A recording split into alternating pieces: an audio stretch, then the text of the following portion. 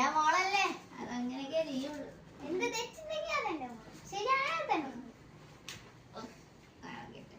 അടുത്ത വീട്ടിലെ കുട്ടികൾ കളിക്കുവാന്നേ, അത് നോക്കിക്കൊണ്ടിരുന്നു.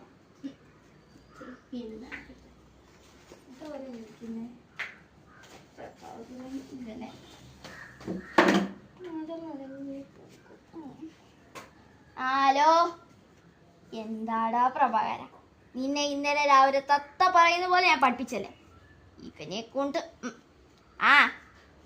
എന്തായാലും പറഞ്ഞുതരാം. ഇടത്തോട്ട് പോ. ഇടത്തോട്ട് പോയിട്ട് പിന്നെ വലത്തോട്ട് തുഞ്ഞാ മതി.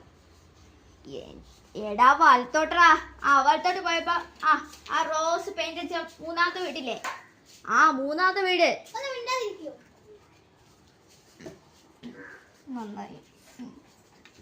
റോസ് പെയിന്റ് അടിച്ച വീടിന്ന് കുറച്ചങ്ങ് സ്ട്രൈറ്റ് അങ്ങ് പോവാം.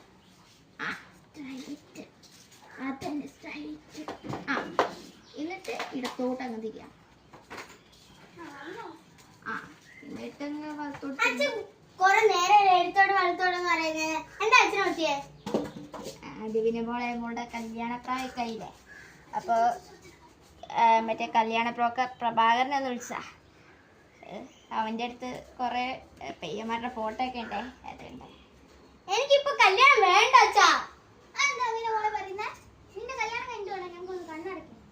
മോളെ സത്യം പറ, നമുക്ക് ആരെങ്കിലും ഇഷ്ടമുണ്ടോ? ഉണ്ടെങ്കിൽ പറ മോളെ, അച്ഛൻ നോക്കിട്ട്. എന്റെ ബാങ്ക് വെച്ച് എനിക്ക് ഒരാൾ ഇഷ്ടാ. അവന്റെ സ്വഭാവം എങ്ങനെയാ? ഡ്രഗ്സ് ഒക്കെ അടിക്കോ? എന്നെ പൊന്നു പോലെ നോക്കിക്കോളും. മോളെ, നീ അവനെ സ്നേഹിക്കുന്നുണ്ടെന്ന് അവനറിയുന്നു. അറിയില്ലേക്കും.